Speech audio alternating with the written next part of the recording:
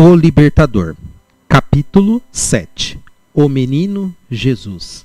Este capítulo é baseado em Lucas, capítulo 2, verso 39, verso 40. Jesus passou sua infância e juventude em uma pequena vila nas montanhas. Ele não se estabeleceu em casas ricas e famosas. Jesus passou sua infância e juventude em uma pequena vila nas montanhas. Ele não se estabeleceu em casas ricas e famosos centros de aprendizagem. Constituiu seu lar na desprezada Nazaré.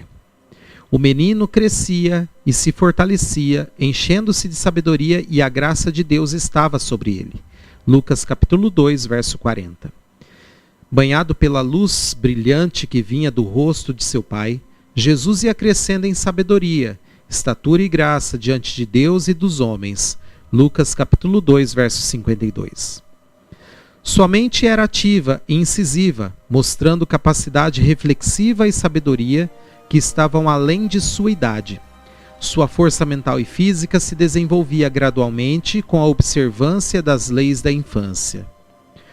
Como criança, Jesus demonstrava atitude amável, paciência imperturbável e uma veracidade que jamais sacrificaria a integridade. Era firme como a rocha em seus princípios, mas sua vida revelava a graça de uma cortesia desinteressada. A mãe de Jesus observava o desenvolvimento de suas capacidades, enquanto ela se empenhava em incentivar aquela mente brilhante e receptiva. Por intermédio do Espírito Santo, ela recebia sabedoria para cooperar com o céu no desenvolvimento daquele menino que só tinha a Deus como pai. Nos dias de Cristo, a educação religiosa para os jovens tinha se tornado formal. Em grande medida, a tradição havia substituído as Escrituras. A mente era povoada de matérias que as mais altas escolas das cortes celestiais não reconheceria. Os estudantes não tinham horas tranquilas para passar com Deus, para ouvir sua voz falando ao coração, e acabavam se afastando da fonte da sabedoria. Aquilo que as pessoas consideravam como educação superior não passava de obstáculo para o verdadeiro desenvolvimento do jovem. A mente se tornava limitada e estreita. O menino Jesus não recebeu instrução nas escolas das sinagogas. Com sua mãe e com os rolos escritos pelos profetas, ele aprendeu sobre as coisas celestiais. Ao entrar na juventude, não procurou a escola dos rabinos. Ele não precisava da educação obtida nessas escolas. Sua familiaridade com as Escrituras era uma demonstração da maneira diligente com que ele estudava a palavra de Deus quando era jovem. A natureza como suplemento para a Bíblia. A grande biblioteca da obra criada por Deus se estendia diante dele. Havia feito todas as coisas e agora estudava as lições que sua própria mão tinha escrito na terra, no mar e no céu. Ele reuniu muitos conhecimentos científicos vindos da natureza, das plantas, dos animais, do homem. As parábolas por meio das quais ele gostava de ensinar lições sobre a verdade mostravam como ele tinha acumulado ensinamentos espirituais vindos da natureza e do que estava ao seu redor na vida diária. Enquanto Jesus tentava compreender a razão das coisas, anjos celestiais o ajudavam.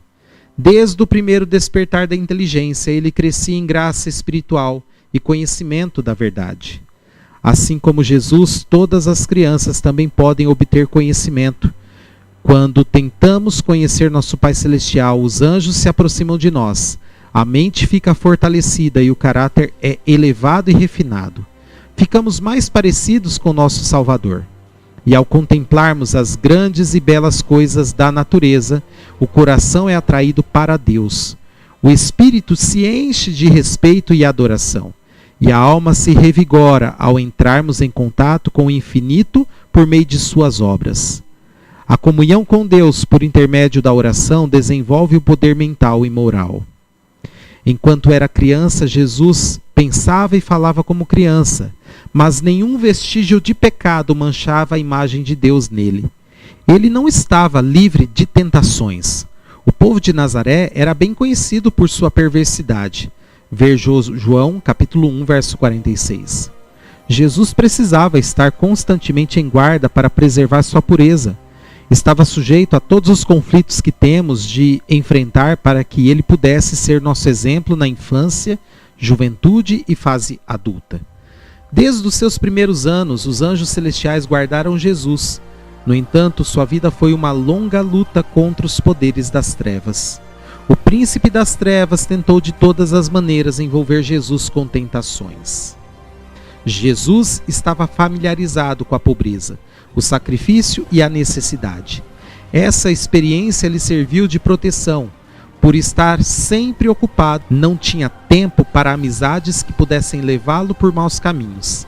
Nada, ganho ou prazer, aplauso ou crítica, podia fazer com que ele consentisse com o erro.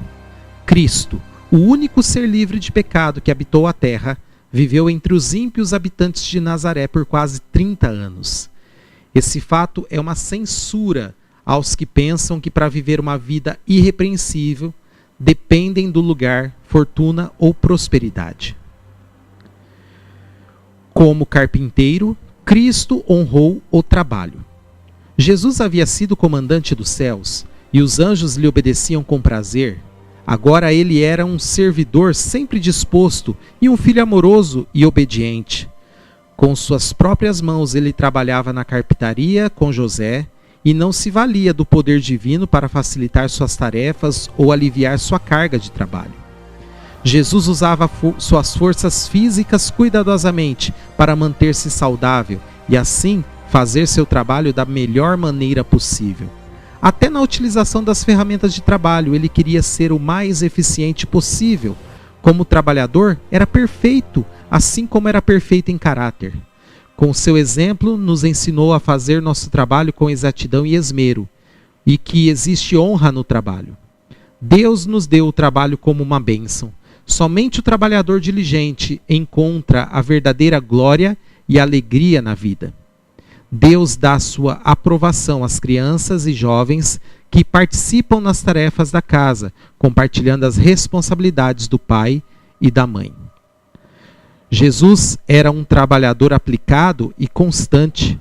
Como suas expectativas eram sempre elevadas, sempre se esforçava muito.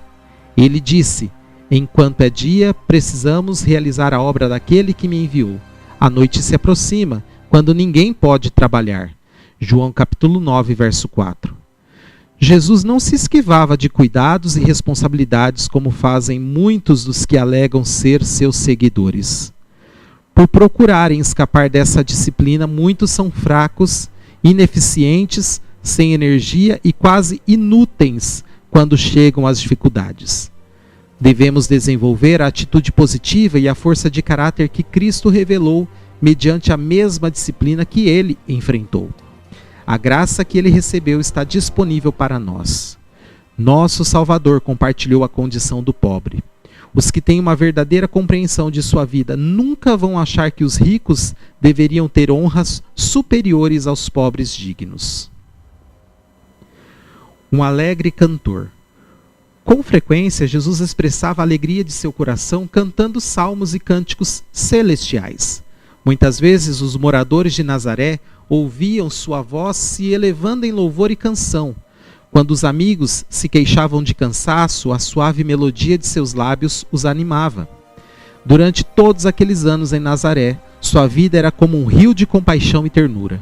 Os idosos e abatidos pela tristeza, os oprimidos pelo pecado, as crianças em suas brincadeiras, as criaturas do bosque, os animais de carga, todos ficavam mais felizes com sua presença.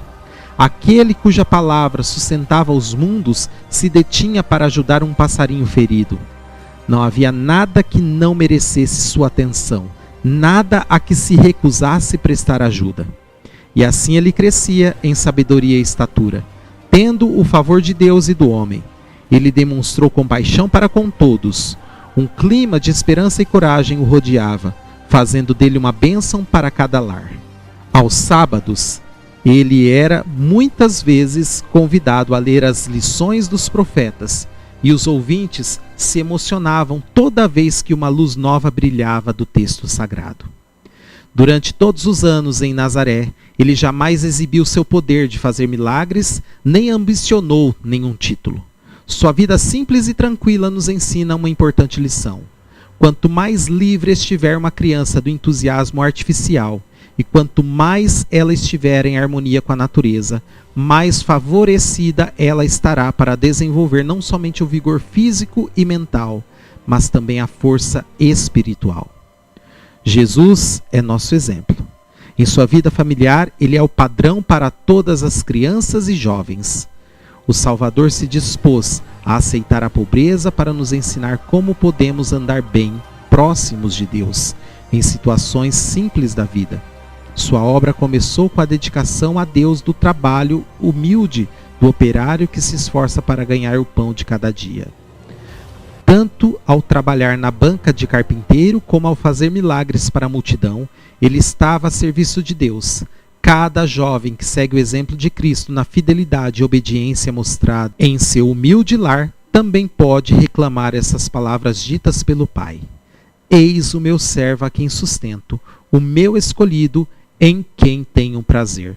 Isaías capítulo 42, verso 1.